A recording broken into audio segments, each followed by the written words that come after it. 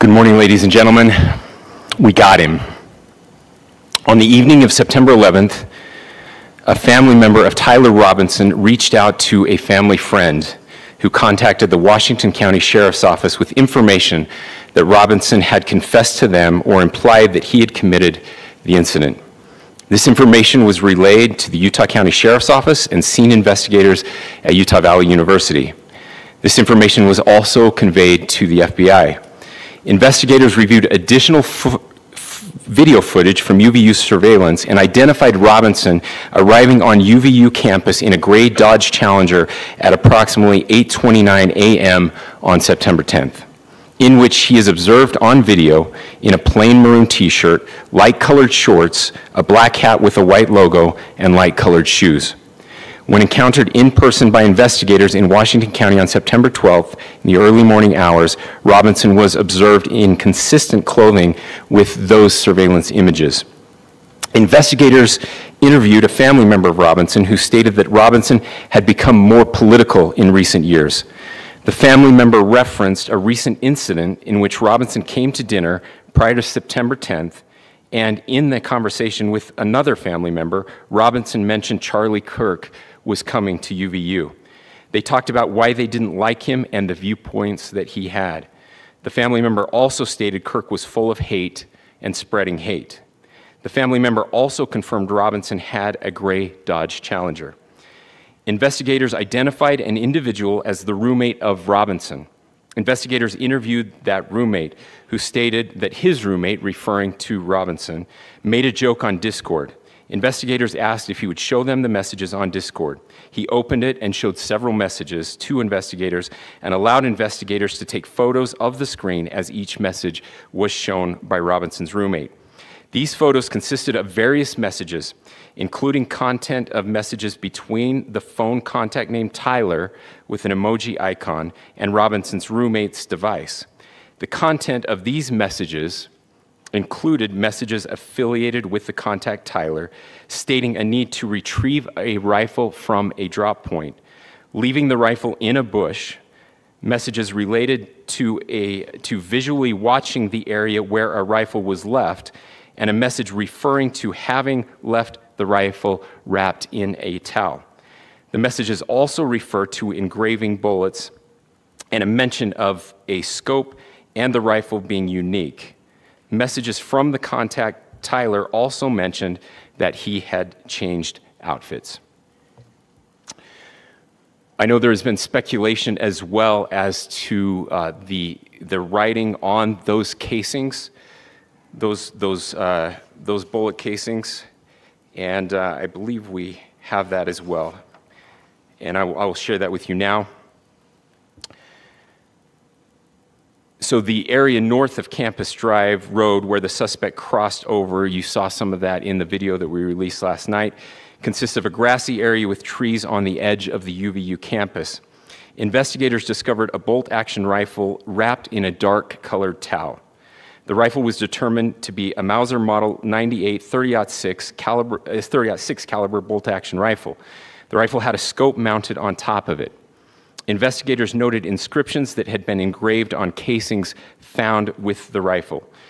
Inscriptions on a fired casing read, "Notices, bulges, capital O-W-O, what's this, question mark." Inscriptions on the 3 unfired casings read, "Hey fascist, exclamation point, catch, exclamation point." Up arrow symbol, right arrow and symbol, and 3 down arrow symbols. A second unfired casing read, "Oh Bella Chow, Bella Chow, Bella Chow, Chow Chow." And a third unfired casing read, "If you read this, you are gay, LMAO." We are indebted to law enforcement across the state who has worked seamlessly together, local law enforcement, state law enforcement, and our federal partners with the Federal Bureau of Investigation. We're grateful for everyone who worked together in such a short amount of time to find this person and to bring justice. I want to thank the public who has been so engaged, reviewing videos, helping us with sending in tips, and helping us get to this point. I want to thank the family members of Tyler Robinson who did the right thing in this case and were able to bring him into to law enforcement as well. I especially want to thank the family of Charlie Kirk, Erica, Charlie's parents, his children. I want us to be thinking of them as we bring justice in this case.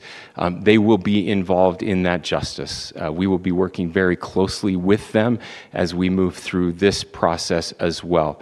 This is a very sad day for our country, a terrible day for the state of Utah, but I'm grateful that at this moment we have an opportunity to bring closure to this very dark chapter in our nation's history. With that, I will now turn the microphone over to the Director of the FBI, Kash Patel. Thank you, Governor. This is what happens when you let good cops be cops. The FBI and our partners are proud to stand here today together to bring justice to the family of Charlie Kirk and honor his memory. I want to express my deep gratitude to President Trump, the Vice President, and the entire White House who have been so incredibly supportive with both resources and just personally to the FBI as a team.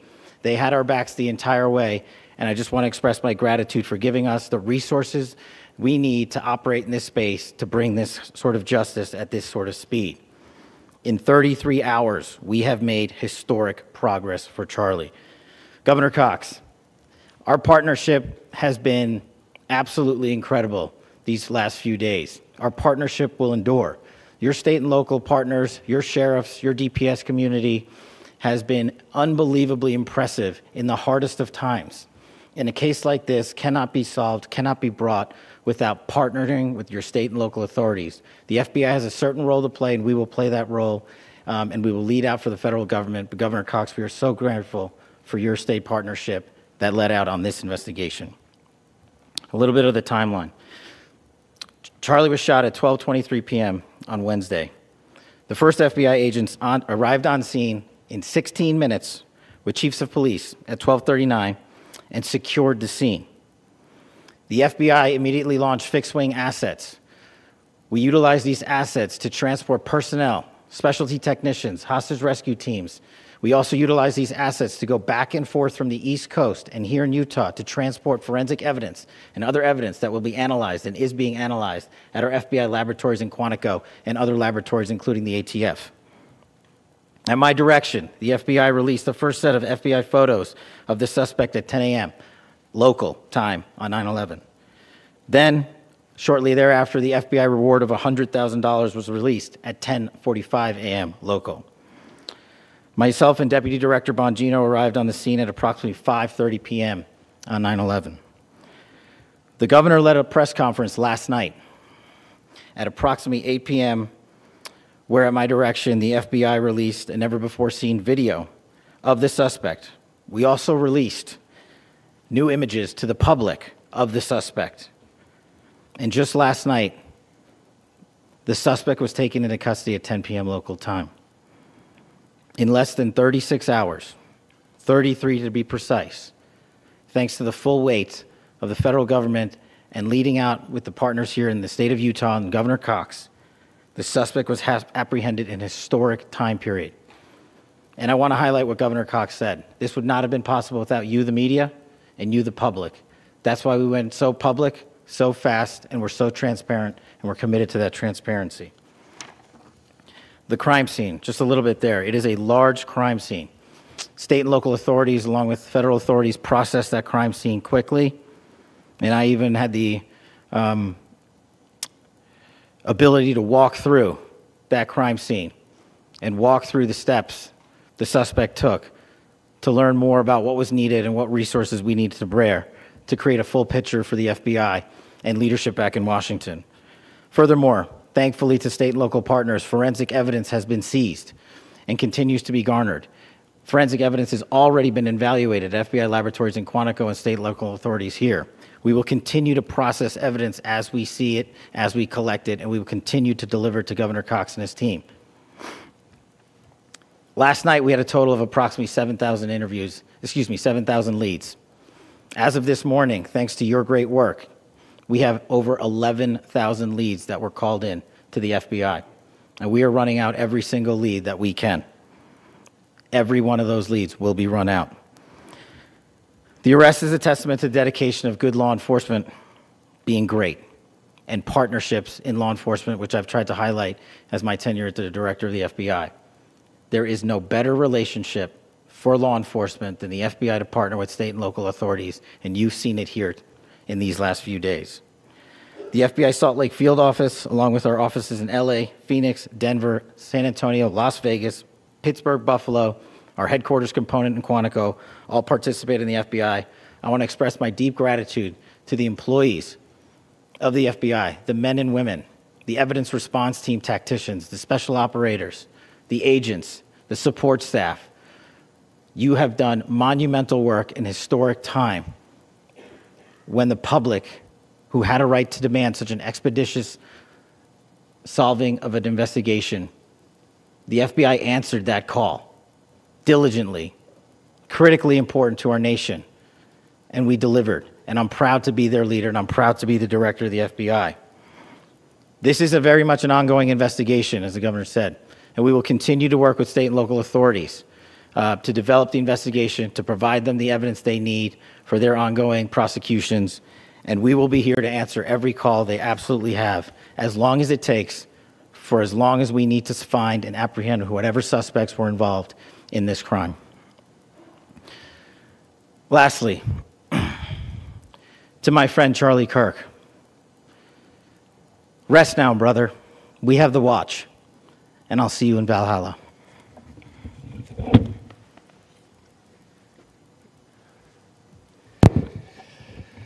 Thank you, and good morning. I would just like to take a few minutes as the sheriff to express my gratitude for everybody who has played a part in this investigation. As you know, it's been a vast, a complicated, and a very, very fast-paced investigation. You're looking at people standing up here who are running on, if they got an hour's sleep in the last couple of days, they're probably lucky. It has been very taxing. It has been so impressive, speaking on behalf of the local law enforcement, to see the cooperation that we've seen in this type of case. Across the state, sheriffs, chiefs, our state partners have stepped up and have come to the call on anything that we needed. Our county chiefs have been phenomenal. Our Utah County Attorney, Jeff Gray, who's standing up here with us, has been phenomenal in leading us through this investigation. I would like to thank the federal government for their resources, their assets. Our local team here, our FBI team, has been extraordinary in helping us work through this and bring this person to justice. Most of all, I would like to thank the public, and specifically, I would like to thank the public who turned to prayers and who turned to positiveness for us. I would like to thank them on behalf of the law enforcement community, because we needed those prayers. That's what we needed to get through this. We needed your support, and you gave it to us. We needed your patience, and you gave it to us. And I would like to thank you for the Kirk family, because that's what they need, is your support and your prayers, and that will get us through all of this. So thank you, everybody, for everybody that have stepped up. We've had such a phenomenal response to this. Thank you.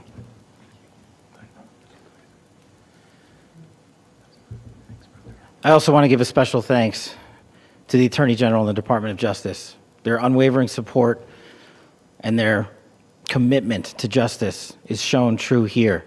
And without AG Bondi and Deputy Attorney General Todd Blanche and the resources they brought to bear, we would not have been able to complete our mission. And I just want to say special thanks. It's an honor to be a part of the Department of Justice. Thank you again to our incredible law enforcement team who has worked so hard. Sheriff, I got a solid 90 minutes last night, so I'm probably the most well-rested person up here. Ladies and gentlemen, I get the microphone, so I hope you'll permit me a moment just to share a few more thoughts about where we are and how we got here, and maybe a little bit of where we go from here. I don't want to get too preachy, but I think it's important that we, with eyes wide open, understand what's happening in our country today. I've heard people say, well, why are we so invested in this? There's violence happening all across our country, and violence is tragic everywhere, and every life taken is a child of God who deserves our love and respect and dignity. This is certainly about the tragic death, political assassination of Charlie Kirk. But it is also much bigger than an attack on an individual. It is an attack on all of us. It is an attack on the American experiment. It is an attack on our ideals. This cuts to the very foundation of who we are, of who we have been, and who we could be in better times. Political violence is different than any other type of violence for lots of different reasons. One, because in the very act that Charlie championed of expression, that freedom of expression that is enshrined in our founding documents, in having his life taken in that very act, makes it more difficult for people to feel like they can share their ideas, that they can speak freely. We will never be able to solve all the other problems, including the violence problems that people are worried about, if we can't have a clash of ideas safely and securely. Especially those ideas with which you disagree. That's why this matters so much. Over the last 48 hours, I have been as angry as I have ever been, as sad as I have ever been. And it was, as anger pushed me to the brink, it was actually Charlie's words that pulled me back. I'd like to share some of those. And specifically right now, if I could, I need to talk to the young people in our state, in my state, and all across the country. As President Trump reminded me, he said, you know who really loved Charlie? The youths. And he's right. Young people loved Charlie, and young people hated Charlie. And Charlie went into those places anyway. And these are the words that have helped me. Charlie said, when people stop talking, that's when you get violence. He said, the weak can never forgive. Forgiveness is the attribute of the strong. The only way out of the labyrinth of suffering is to forgive. Welcome without judgment, love without condition, forgive without limit. He said, always forgive your enemies. Nothing annoys them so much.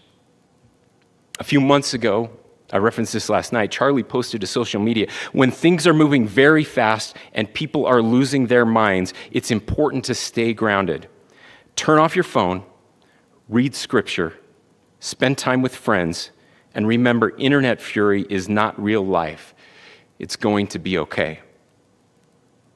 He again said, when you stop having a human connection with someone you disagree with, it becomes a lot easier to commit violence.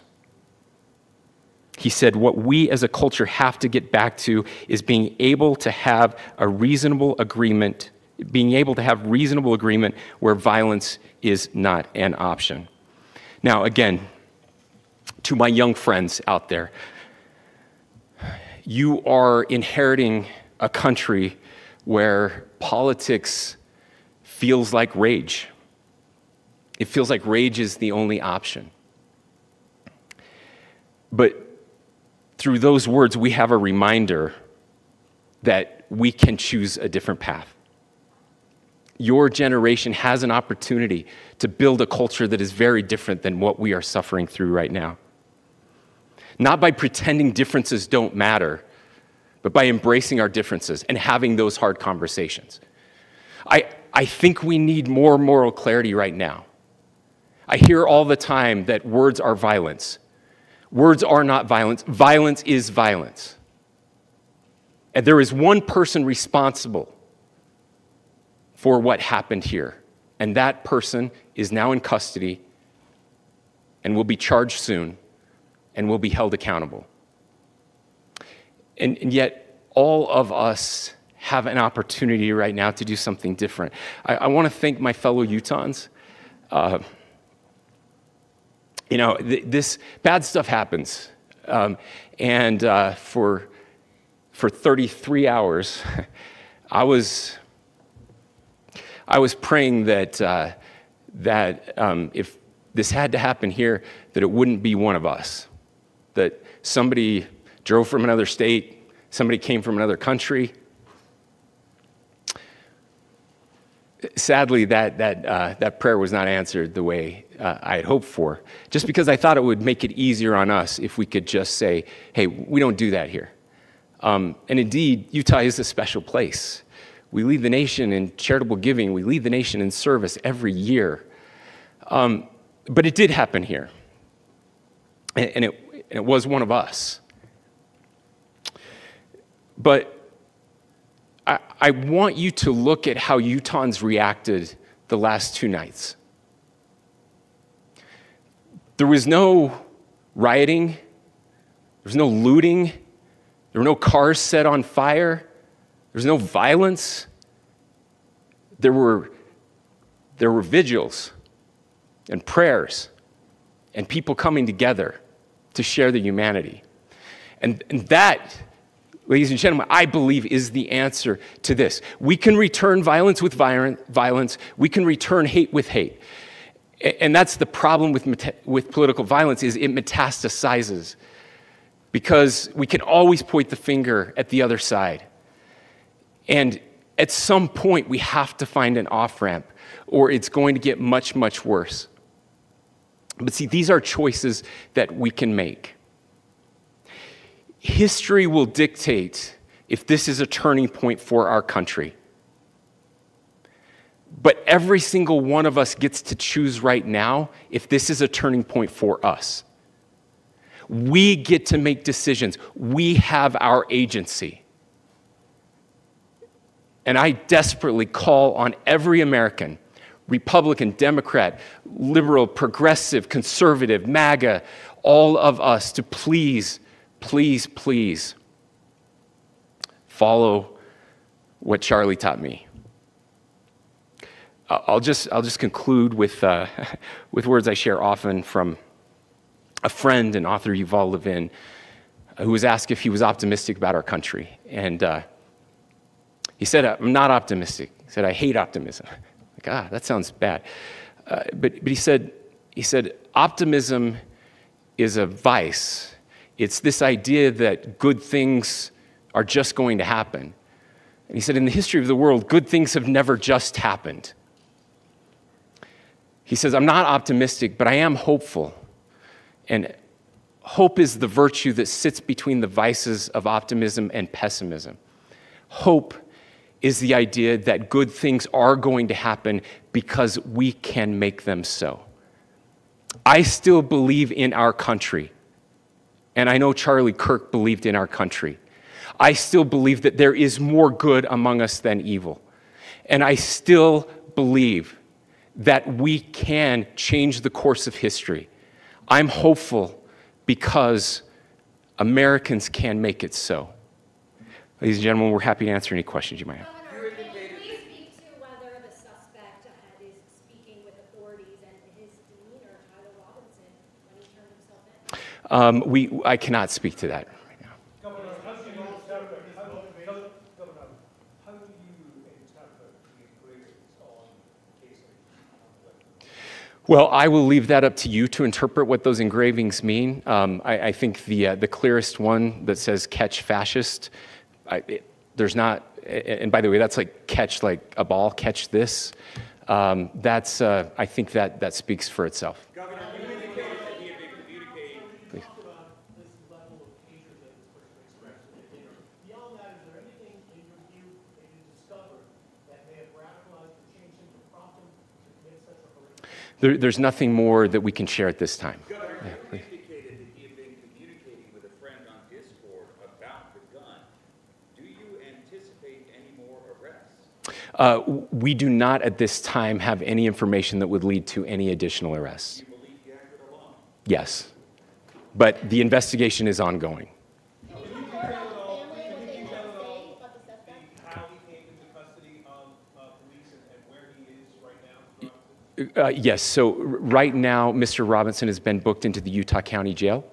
You heard the president this morning report that he was taken into custody, that his family and a friend helped to deliver him into custody of law enforcement in Washington County. For those of you that don't know where Washington County is, it is the southwesternmost part of the state of Utah. It's about a 3.5 to 4 hour drive from here, where we are right now, and that's where he lived and where they turned him in. Please, I'll go here. I can't share any more than what I've already shared. Yeah.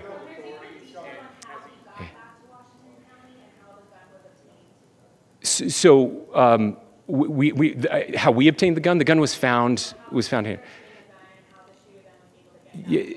So I don't have much more details on that. We do know that he drove. We had his car here on campus, and then we had his car going south back to the St. George. It's actually the city of Washington in Washington County. Is he talking with authorities and did he discuss a loading? I'm sorry? We don't have any information that would lead us to believe that. Yes, in fact, it was just released. Yes. Talking with authorities and did he discuss a motive? I can't answer that right now. Yeah, thank you. Over here.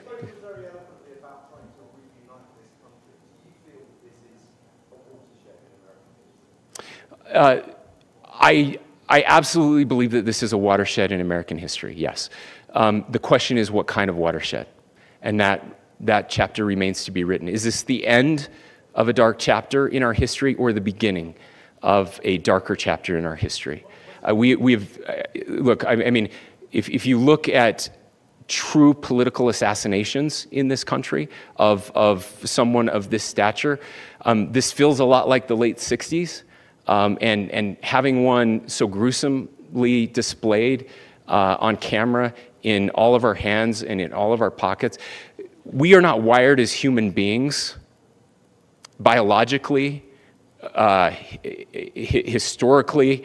We have not evolved in a way that we are capable of processing those types of violent imagery. And by the way, we've seen another one with a gruesome stabbing very recently that went viral. This is not good for us. It is not good to consume.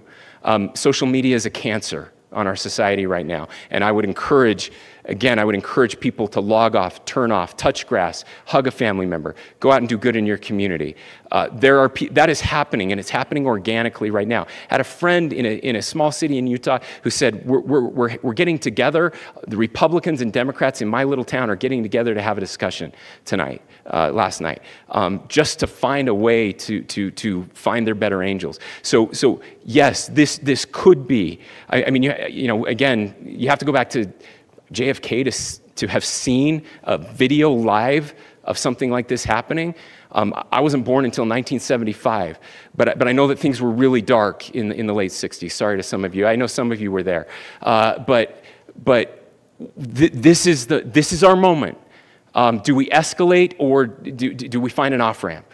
And again, it's a choice. It's a choice, and every one of us gets to make that choice. Two more questions right here. Could we clarify that the release of those enhanced images at 8 p.m. the timeline that Director Patel gave us led to the arrest at 10 p.m.? Is there a direct connection between those two events? I cannot comment if there is a direct connection or not, but all I can say is that, that through some process, the family came to know that this had happened. One more thing, Governor. Could you just clarify the clothing issue you mentioned earlier? Was he changing outfits? Correct. Yes, yes. So, so when he's first spotted on campus, he has different clothing on, and then he changes clothing on the roof, and then changed back into that clothing at some point, so that when he was apprehended, when he was arrested, the clothing matched the clothing he had on before the shooting here at UVU. Last question here. Yes. Suspect was from Utah. Can you kind of tell us a little bit more about where, and was he a student here at this university, and is there any history of mental illness? Yeah. So I don't have any information on the mental illness part. He was not a student here at UVU. He was living and had lived for a long time with his family in Washington County, in the southernmost part of our state. Thank you, everyone, for your great work in getting this information out. I would just say, process-wise, this may be important. I know many of you aren't familiar with the process in Utah. I think it's important that you understand that.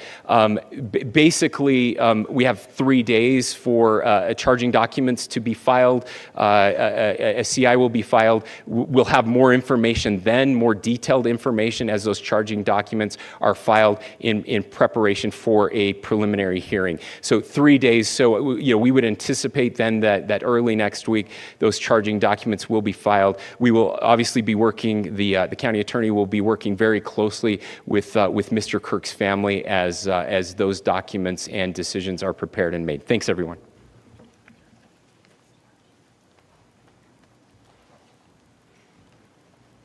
We got him. Those were the opening words of Governor Spencer Cox as the news broke today. President Trump alerting media earlier this morning that they had somebody in custody who they were highly confident is the assassin of Charlie Kirk. 22-year-old Tyler Robinson booked in Utah County Jail after he confessed to family, and then family kept him there and turned him in.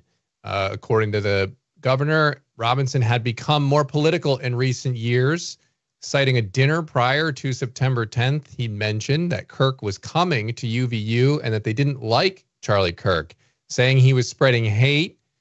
And then obviously we saw what happened horribly on September 10th. So a lot to go through here, guys. And joining me is CBN Chief Political Analyst David Brody and CBN's John Stolnis. Gentlemen, thanks for being here. David, let's start with you here. Your reaction to the news. Well, off the top, a lot of good information. Important. I'm sorry, am I muted? You're good now. Let me just. Okay, I'm sorry. A lot of good information, obviously, off the top. The lead will clearly be definitely the lead in MAGA world, but quite frankly, the lead across the board is that authorities believe that, in essence, that this guy, the suspect, thought Charlie Kirk was a fascist, and he needed to die because of it. It really is, in a way, kind of that simple, the way they laid out the potential evidence in the case. That's just from what they're saying, not from what we're saying.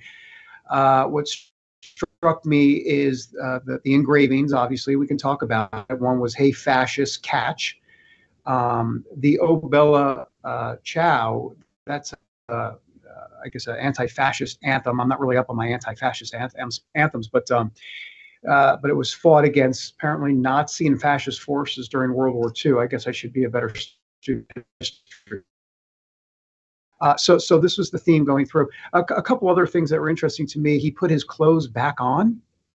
That seemed a bit bizarre. The clothes that so did I hear that right, guys? He had the clothes that he was wearing when he shot Kirk, or when he allegedly, shot Kirk. Then he went to a set of clothes, then back on. Go ahead. So what he did was, as the governor reiterated there at the end, was he wore a set of clothing when he arrived to the event earlier at like 8 something in the morning, but then changed when he was up on the roof. And then that's the outfit that we saw all of the security cameras and everything else that he was wearing. And then when they arrested him, when they went and he was turned in by his family, he was wearing the first outfit that he showed up to the event with. Oh, I'm sorry. Okay.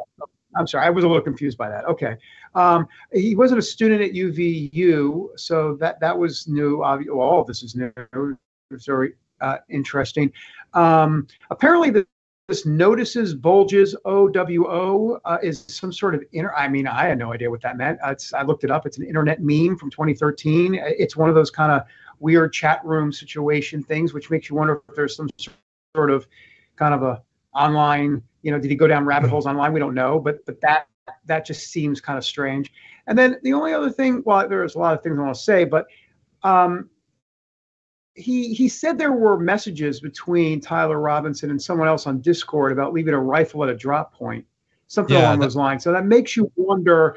So obviously, was there an accomplice?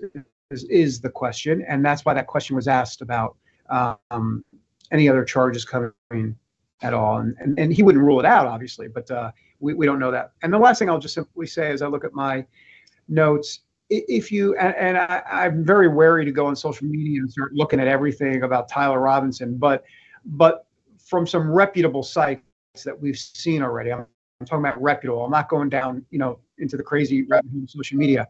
It does suggest that he looked from the outside to be from like this normal. It kind of looked normal. The family looked kind of like presenting family that kind of looked normal. And it just can be obviously clearly deceiving. So we'll have to get more about that aspect to it as well. But let's be clear, it doesn't appear that the FBI actually captured him. In other words, from a manhunt standpoint, if it wasn't for the father, or it wasn't the family, they might still be looking. Or the kid even, it sounds like he essentially just confessed it. I don't know what was going on.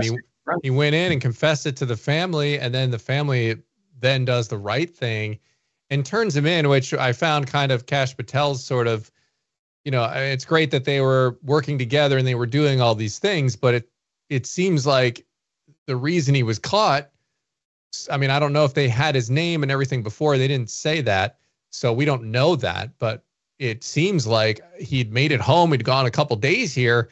And if he didn't turn himself in, would we still be looking for this guy right now? I don't know. Well, that's an unanswered question. So I found that a little bit odd, but I also think we do need more clarity here in the coming days about, like you said, a possible accomplice. Because if he's talking to this roommate on Discord or a friend on Discord, whoever that person was that ended up helping, obviously he must have told him something that was going on. You don't just start talking about, hey, I got a rifle wrapped in a towel in the woods. Can you pick it up? Unless you've discussed beforehand what's going to happen. And also the other thing I'll say, and then John, let you chime in here, where he was living at home is what, excuse me, Governor Cox said. Is he attending a school? I didn't hear that addressed in this conference. He said he became more political in the last recent history here. Well, who was radicalizing him? How is he getting more radical? Those are answers I think we need. Those are questions I think we need answers to. So, John, what stood out to you here in this? Yeah, just to answer that question with regard to who radicalized him or how did he get radicalized, it doesn't take much nowadays on social media and all the other channels out there. That's one of the big the topics of conversation over these last couple of days is the increase in radicalization of our politics here in America. You've got the extremes of both sides, and we've heard from the president, we've heard from other Republicans, specifically in the House, who have been pointing to a rise in extremism on the left, and of course the left has always complained about extremism on the right, and it's there in both cases. And in this case, it certainly at least appears, based on what we heard today, that this shooter was, if you use the term radicalized, he was obviously upset enough and was angry enough about Charlie Kirk to to allegedly do what he did at Utah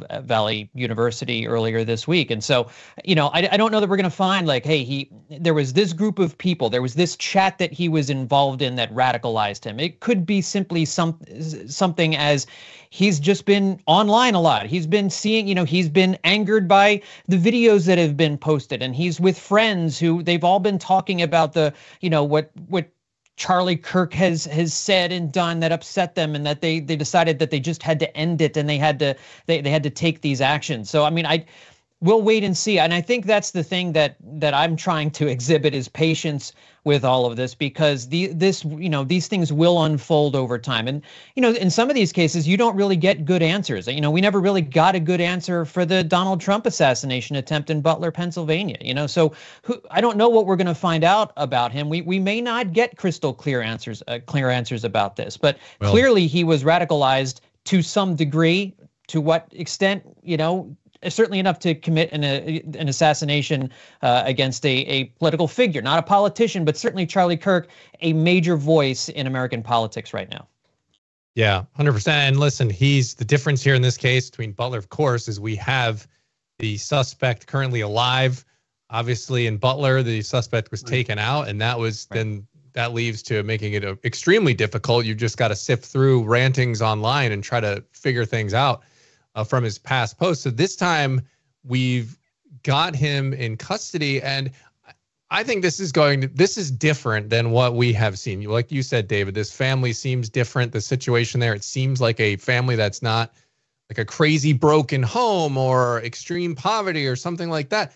One of these other things that they'll always kind of cite out there as a possible excuse, which of course none of that excuses violence and murder.